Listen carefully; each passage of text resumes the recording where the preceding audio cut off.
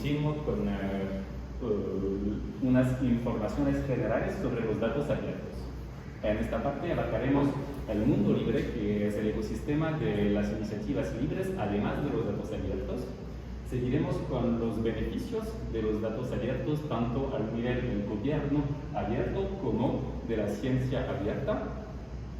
Y después hablaremos de las buenas prácticas que nos permiten compartir datos abiertos de manera óptima.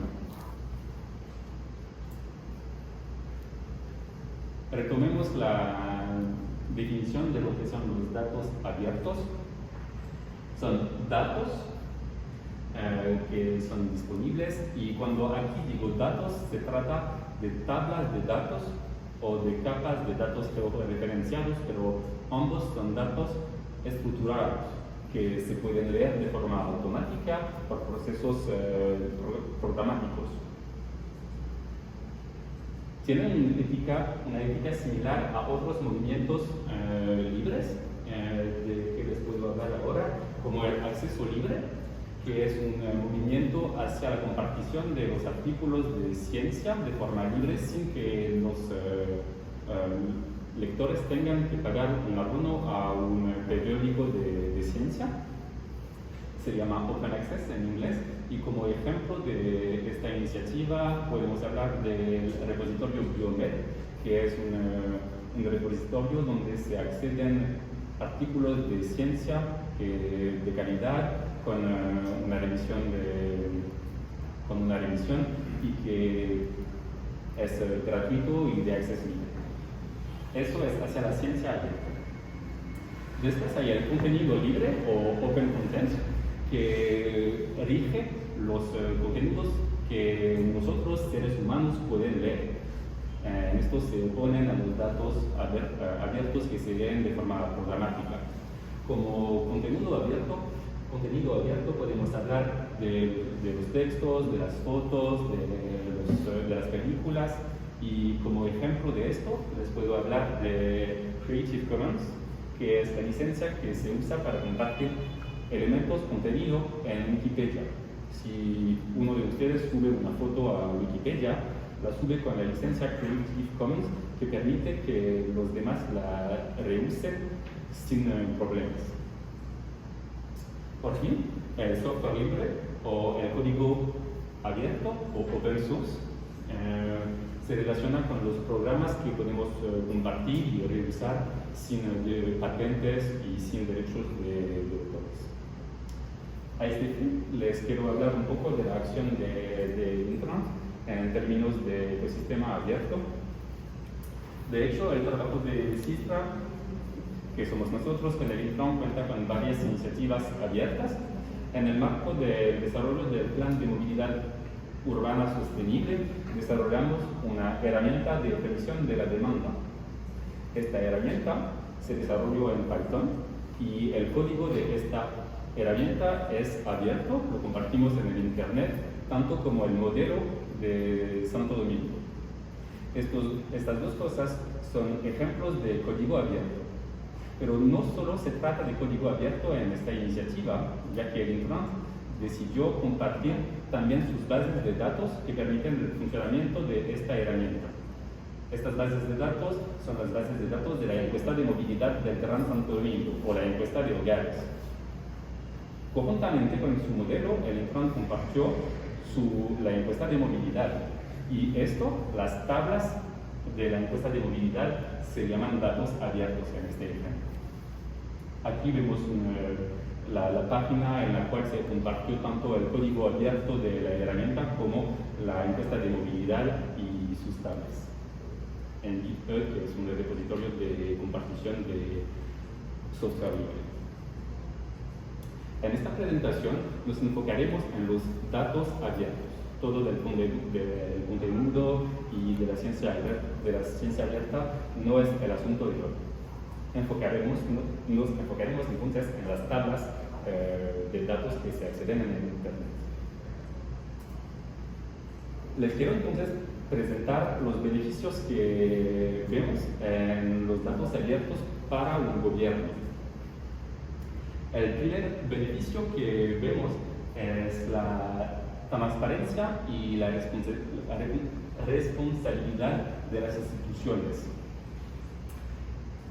Para hablar de esto, cito la página de transparencia de la institución, que dice que su objetivo es garantizar el libre acceso a la información pública de forma completa, veraz y oportuna, a fin de satisfacer las necesidades de la ciudadanía, y añadir, de acuerdo a lo establecido por la ley sobre la transparencia que rige todas las instituciones, el TRAN debería poner a disposición de la ciudadanía las informaciones de carácter legislativo, administrativo y financiero.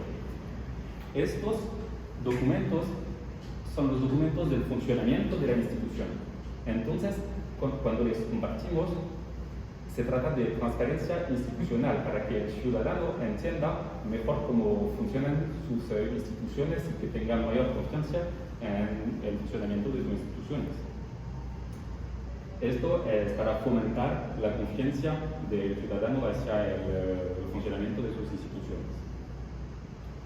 Además de favorecer esta transparencia institucional, la apertura de los datos puede promover la comunicación entre las administraciones y los ciudadanos, porque puede enfocar la atención del ciudadano hacia ciertos asuntos. Para dar un ejemplo, les voy a hablar de Air Paris, que es el Observatorio Parisino de la Calidad del Aire. Air Paris pone sus análisis de la calidad del aire en datos abiertos que se pueden acceder en el Internet. Haciendo eso, permite que los medios hagan infografías, mapas de la calidad del aire y que les publiquen en los periódicos.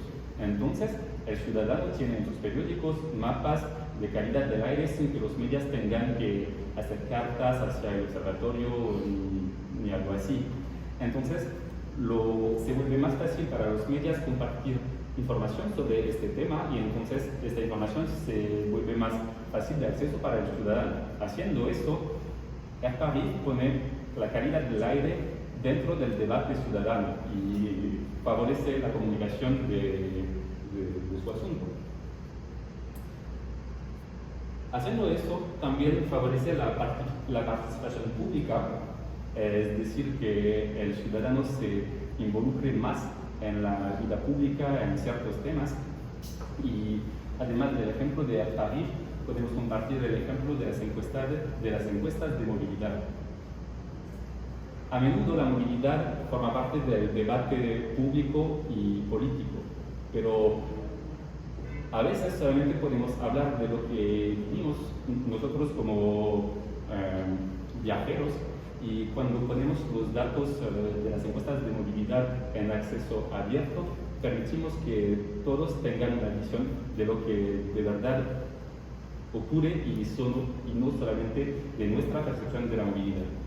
Entonces, favorecimos una participación pública de mejor calidad porque no nos estamos basando solamente en nuestra percepción sesgada de la realidad, sino en datos verdaderos. Este punto, el siguiente punto es muy importante, es el de favorecer la innovación tecnológica y el crecimiento económico al permitir que terceros, otras personas, desarrollen herramientas y nuevos servicios digitales. Veremos que los repositorios de datos abiertos permiten que se desarrollen herramientas nuevas como cálculos de itinerarios en la movilidad que no serían posibles sin estos datos. Por ejemplo, la herramienta CityMapper se basa en los repositorios de datos de oferta de movilidad para calcular itinerarios tanto en bus como en metro o en bicicleta de libre acceso. Estos cálculos multimodales solamente son permitidos por el acceso abierto a esta oferta de movilidad. Y entonces son nuevos servicios y una mejor calidad de vida para el ciudadano. Además de estos beneficios para el gobierno, la compartición abierta de los datos evita lo que llamamos la podredumbre de los datos o evita que se pierdan los datos.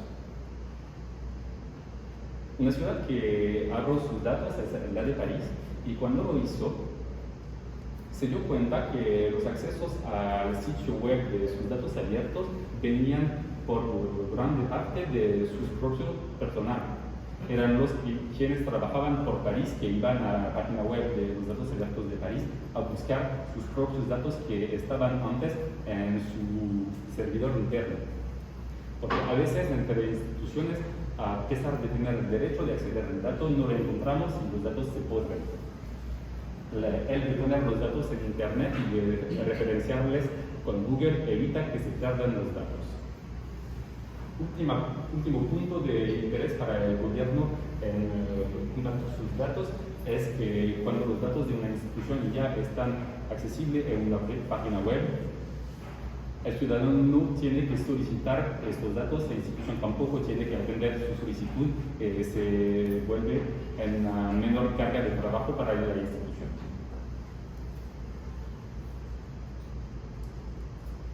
Además de estos beneficios que son muy para el gobierno, los datos abiertos benefician a la ciencia, y hoy les quiero contar de esto porque las instituciones no solamente tienen un trabajo de administración, sino que también llevan a cabo estudios, y en esto se comparan con las investigaciones científicas. El primer punto de interés para la ciencia abierta es la transparencia metodológica. Aquí no estamos hablando de transparencia institucional, sino de los métodos que permiten obtener los resultados tanto de las investigaciones científicas como de los estudios de las instituciones. Lo que sabemos es que tenemos más confianza en los estudios de los cuales podemos averiguar los datos de entrada. Claro, mejor te creo si puedo comprobar yo mismo tu trabajo que si tengo que confiar puramente en tu análisis. A este respecto, la Oficina Nacional de Estadística dice que la Oficina Nacional de Estadística, como entidad encargada de la producción y difusión de las estadísticas nacionales y la coordinación de los servicios estadísticos de la República, reconoce que la confianza en las estadísticas depende en gran medida del respeto por los valores, principios y la ética profesional acerca de los métodos y procedimientos para la recolección, procesamiento, almacenamiento y difusión de las informaciones.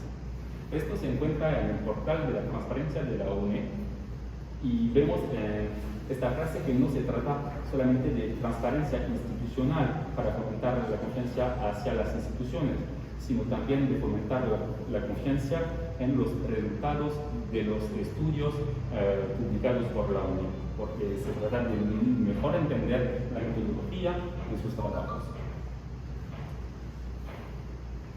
Otro beneficio para la ciencia de los datos abiertos es de permitir la reutilización de las nuevas investigaciones para que no volvamos a hacer siempre las mismas investigaciones por no saber que ya se hicieron.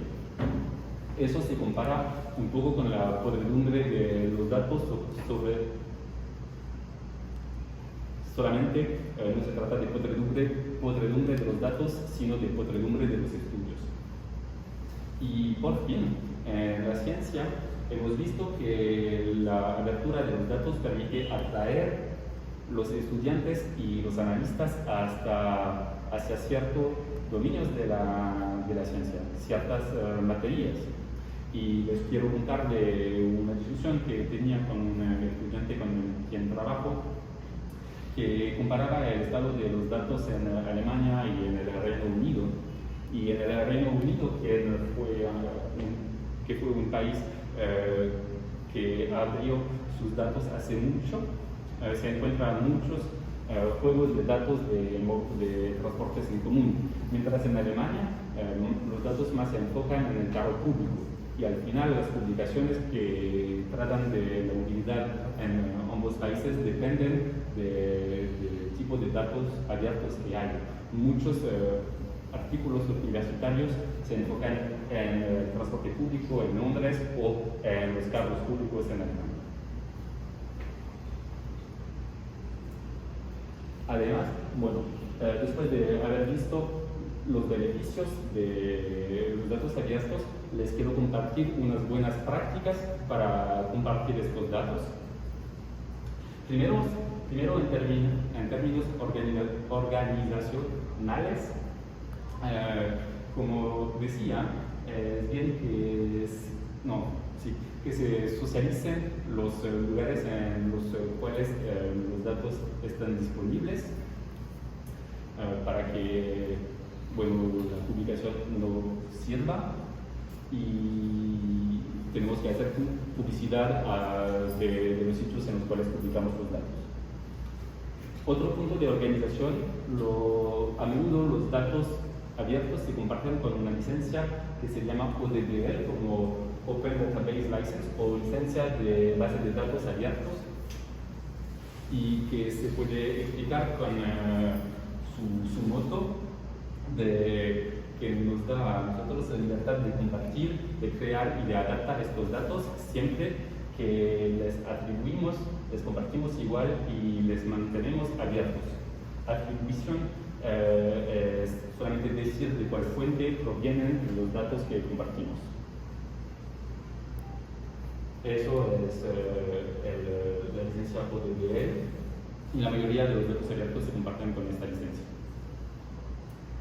Otras buenas prácticas en términos de datos abiertos es de tener buenos metadatos, que es la información que viene con los datos además de los datos. Por ejemplo, si el dato es el número de pasajeros que hay en una línea de autobús, los metadatos podrían ser el número de la línea o el horario en el cual se midió esto, o si tomamos el ejemplo de los horarios de autobús, el dato sería los horarios de pasaje de los autobuses, y el metadato sería hasta cuál fecha esta información será válida.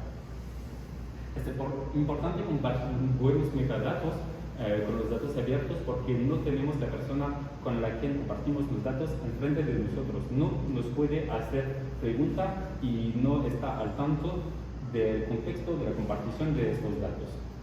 Solamente tiene el dato, y para que le sirva tenemos que añadir metadatos.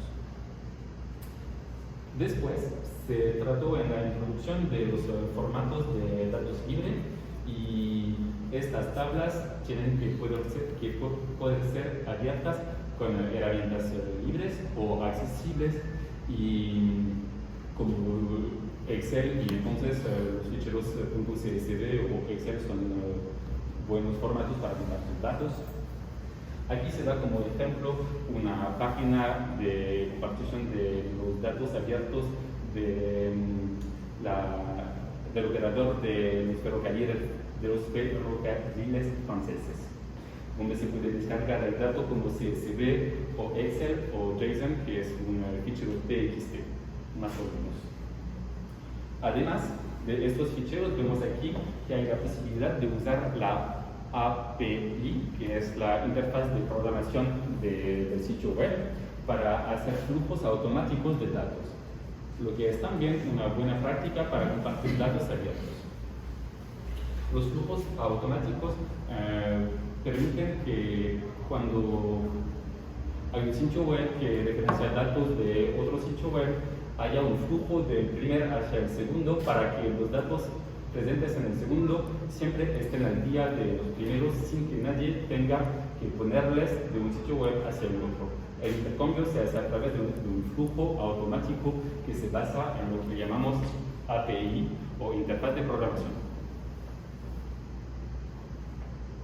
También se relaciona con la necesidad de que los datos estén disponibles de forma automática,